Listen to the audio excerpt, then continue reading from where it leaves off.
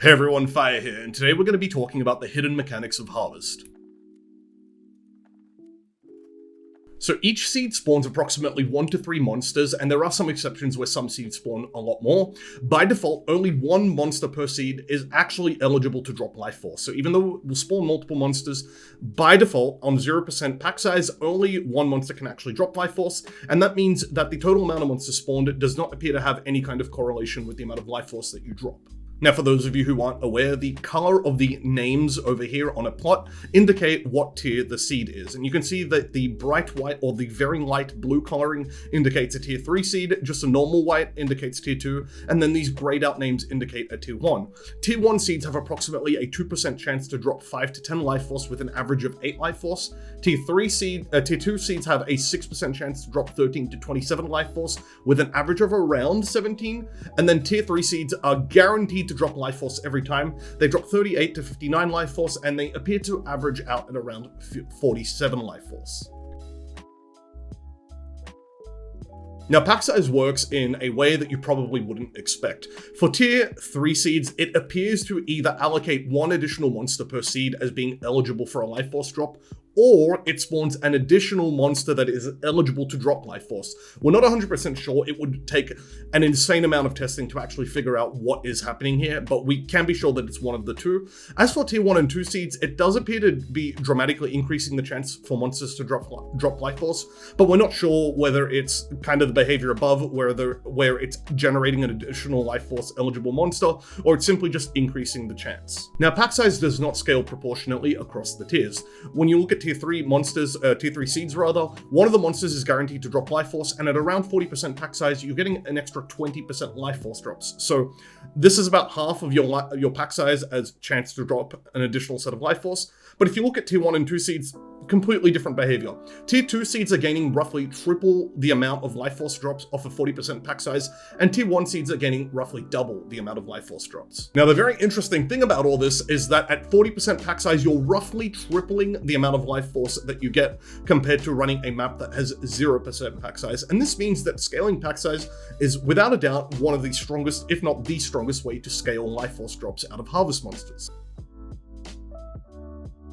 Quantity does not have a linear relationship with the amount of life force it drops, and that's to be expected because that's the way it works with all the other items in the game. Now, 70% quantity appears to improve life force by approximately 50%, although we were testing on stream, and this is not included in the data that I'm going to share with you guys in the description, but at 200% quant, we were getting only about 100% improved life force drops. This means that overall quantity is the weakest stat for scaling life force. Pack size definitely should be prioritized. However, it does need to be pointed out that any good strategy for Harvest is going to include a nice amount of both. It will prioritize pack size, but you should still have as much quantity as you can possibly get as well. Bumper Crop is approximately a 15% multiplier on all life force nodes, and that's pretty significant for how many points it requires on the tree. Bountiful Harvest is exactly a 10% multiplier on life force. I actually initially thought that it did nothing since we had established that total monster spawn rate did not affect life force. However, after double checking this assumption off stream, I realized that what was happening was that it was simply just having a chance to duplicate all of the monsters, and that included the life force eligible monsters. So if you had a tier 3 seed on 0% pack size, you could still get 2 life force drops thanks to Bountiful Harvest. As for Heart of the Grove, this is approximately an 8% multiplier on life force. It does need to be pointed out that the unchosen crops are likely to be worse than the crop that you did choose. That's why it's not 10%, even though it's a 10% chance, basically for an additional harvest. And we can't really calculate how tier 4 seeds impact this node because tier 4 seeds are just incredibly rare. I'd have to run thousands of harvests to figure out this exact amount. So it's 8% plus the additional chance for a tier 4 seed, which I might say comes out to around 10 or 12%. It's just very hard to know. What you can take from this information is that pretty much all of the harvest stuff should be taken on the tree if you're running harvest.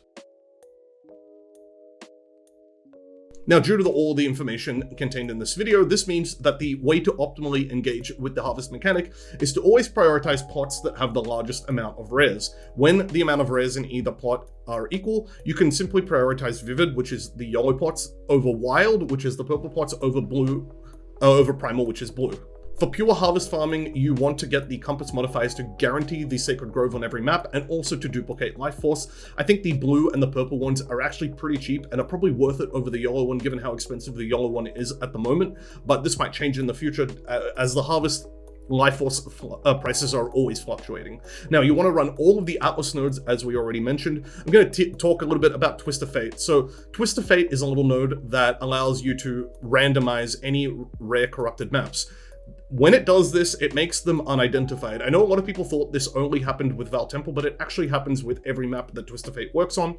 And this means that you can use the 20% pack size to unidentified maps sextant on all of these maps. And this is a really great way to get as much pack size as possible. You can stack this on with Grand Design, which I feel is also virtually mandatory. Now, we tried on stream strategies that didn't use Grand Design or Wandering Path, and then we tried Grand Design and Wandering Path separately.